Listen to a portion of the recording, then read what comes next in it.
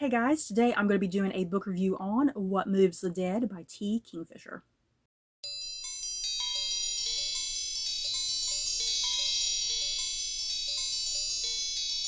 T. Kingfisher's What Moves the Dead is an imaginative retelling of Edgar Allan Poe's The Fall of the House of Usher. When Alex Easton receives word that a childhood friend has fallen ill, they head into the countryside to the ancestral home of Usher. What Easton discovers is a nefarious lake, unsettling hares, and two siblings who seem possessed by some sinister illness. You guys, this book was bizarre in all of the best ways.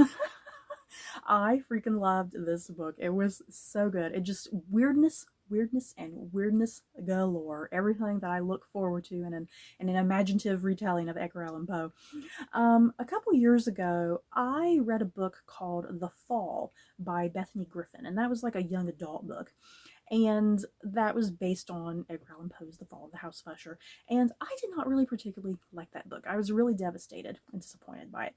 So this book came out. I was initially a little concerned. I was like, oh, I shouldn't get my hopes up. I'm just going to be disappointed. T. Kingfisher's going to upset me because I love all the House of Usher so much. But she pleasantly surprised me. I ended up thoroughly loving this, and I really loved her unique take on the Fall of the House of Usher. And seriously, I really feel like she understands Poe. I feel like there's a lot of writers who just don't really understand Poe, and I really feel like she understands Poe and just those nuances and his imagery, and his themes.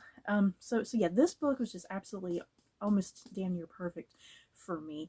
And yet, it's a short little book. And I think what T. Kingfisher does so wonderfully well with this book as well, she doesn't stretch the source material that much. I think a lot of times with imaginative retellings, authors will they'll put just too much extra information and stretch out something. And this book, I mean, it's pretty much the story of Fall of the House of Usher. There's really nothing extra like before or after. With Poe's original story, you have your unnamed narrator arriving to the House of Usher, and yeah, his relationship with Madeline and Roderick Usher and whatnot, and yeah, the house it falls as the title suggests, and then the story ends. And yeah, this book is pretty much kind of the same. Our main character Alex Easton, they are arriving at the house, and then yeah, the way the book ends, I mean, it's fairly similar. This book is not overly fleshed out and overly lengthy. T. Kingfisher, she knows the story that she's telling, and she's sticking in some ways fairly close to Poe's original, just kind of doing her own unique little spin to it and filling in some of those gaps about why was something like this going on. So yeah, this is a nice, quick, easy book, and I think a really good retelling, an imaginative retelling that works and makes sense. So I'm just going to get into some random observations about this book. Our main character, Alex Easton, is a non-binary character, you guys. Alex is described at one point that they do have breasts, but they do go by non-binary terms and whatnot. This definitely makes for a great, interesting, unique perspective and point of view, but it's never like overly lingered on. It's kind of just naturally done and naturally handled, and it's like you kind of accept it for what it is. And I like the world building of this particular book because, in our modern world, we use for pronouns for non-binary people, we use the words they and them. But what T. Kingfisher has done in this book, she's kind of created her own little um, unique world building. And Alex in this world was part of some sort of like fictional military, and Alex was part of like a fictional country as well. So in this fictional military, the soldiers lose pronouns, and they no longer go by he and she and whatnot.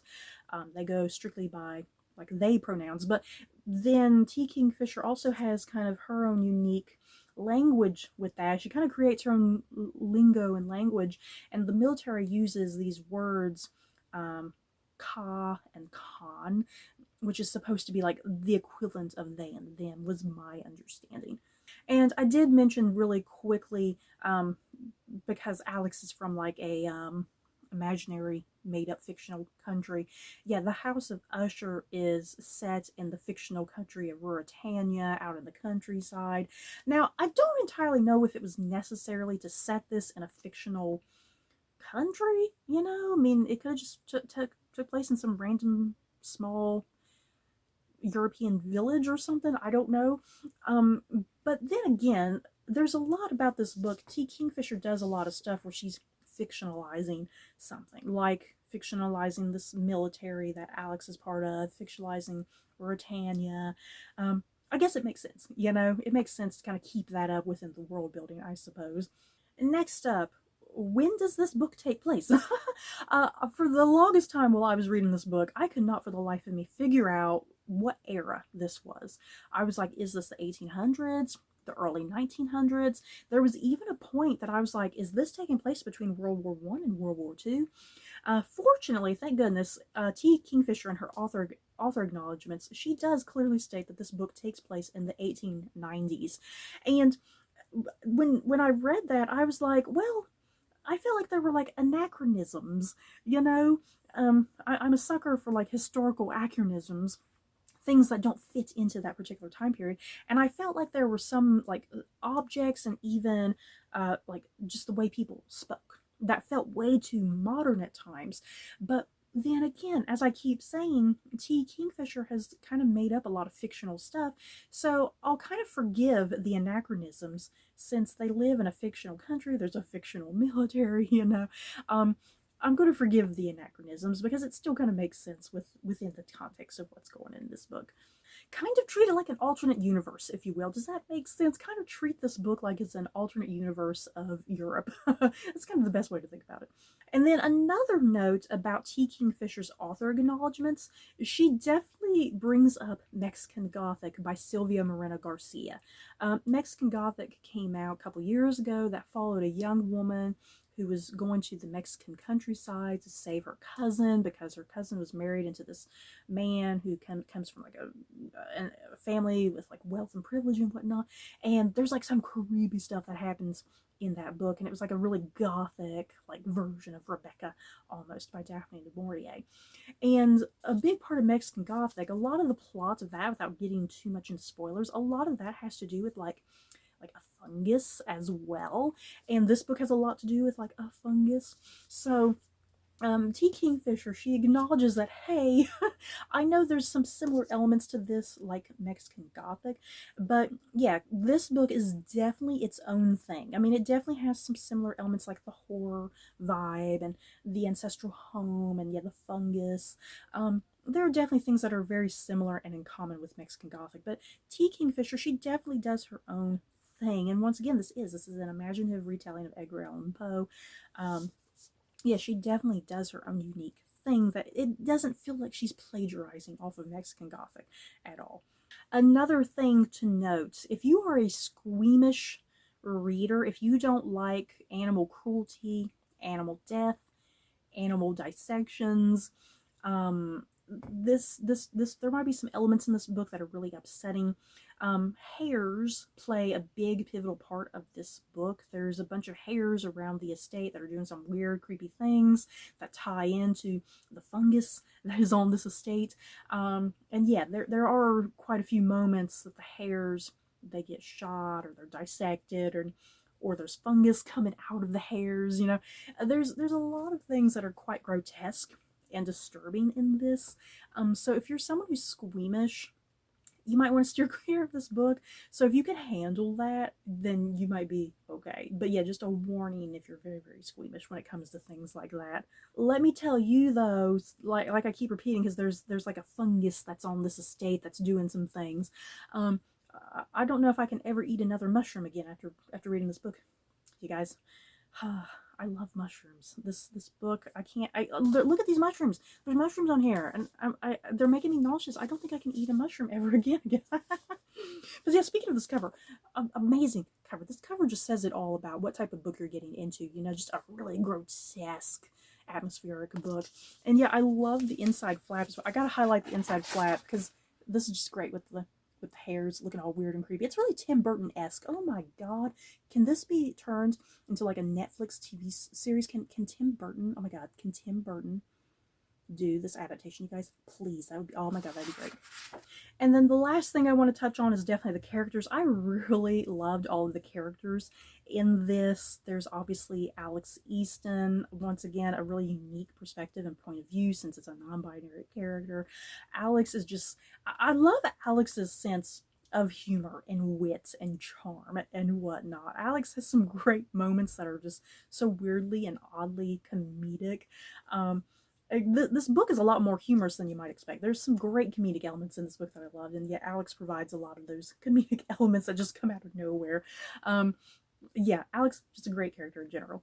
You also have characters like Roderick and Madeline Usher, who come from Poe's original story. Poor Roderick and Madeline. What's a Fall of the House of Usher retelling without giving them poor, sad, miserable, painful lives? Yeah, the two of them, something has kind of possessed them that it seems like they're slowly dying, but why are they slowly dying, you know? And yeah, I really like their relationship with Alex. Roderick and Madeline both have a different type of relationship with Alex. There's an American doctor in here named Denton. Denton is kind of there to check up on the siblings, figure out why they're dying.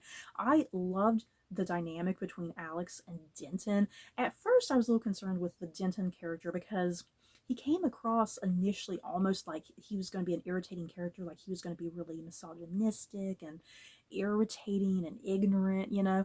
But fortunately, kind of those initial impressions kind of quickly vanish, and Denton and Alex just have a really great relationship with each other as the novel progresses, and they really treat each other kind of as friends rather than foes, you know. And yeah, they have just a genuine mutual respect for one another, which I appreciated. So yeah, I really liked Denton. There's also a lady named Miss Potter. She studies and draws mushrooms, and as I keep saying, mushrooms and fungus are a big part of this book. And Miss Potter, she's a minor character in some ways, but she plays such a huge pivotal role in things that are happening, because once kind of the riddle of these mushrooms and fungus start coming into play, she kind of has theories and ideas about stuff and how to like destroy it, you know. So I liked how Miss Potter functioned into this book. She worked out perfectly. And then the last character is a guy named Angus, who's kind of like a manservant to Alex and whatnot. Angus, he's kind of rough and gruff, but he's kind of like a teddy bear at the end of the day and really cares for Alex. And I love that relationship between Alex and Angus, because it could have turned into like servant and master, you know, but there's kind of a mutual respect there. But yeah, that's it. It's just a really small cast of characters. Like I said, this is a small book. It doesn't need to be overloaded with an overabundance of characters. This little small group of characters works, and because the book is so small, it's like you have just enough time with all of them to kind of really get to know everybody in their own way and whatnot, and their personalities. So you guys, I highly enjoyed What Moves the Dead. I was initially concerned because I do love all things Edgar Allan Poe and The Fall of the House of Usher. And yeah, I think this was definitely a worthy, imaginative retelling that Poe himself would be proud of. Like, if Poe was still alive today, this would be the type of book he would write. You guys, I could easily see him writing this type of book. So yeah, if you love Poe, Fall of the House of Usher, definitely pick up this book. It is just so bizarre in the best sort of way. It is absolutely grotesque. There's some genuine moments of horror. And yeah, I love the craziness of the humor in this book that just kind of comes out of nowhere in unexpected places. It just totally works. So you guys, have you read What Moves the Dead? Just let me know whether you loved it or you hated it. That's okay. So that's it for this video. Don't forget to like, comment, and subscribe. And if you like this video, you may like these other videos. Bye guys.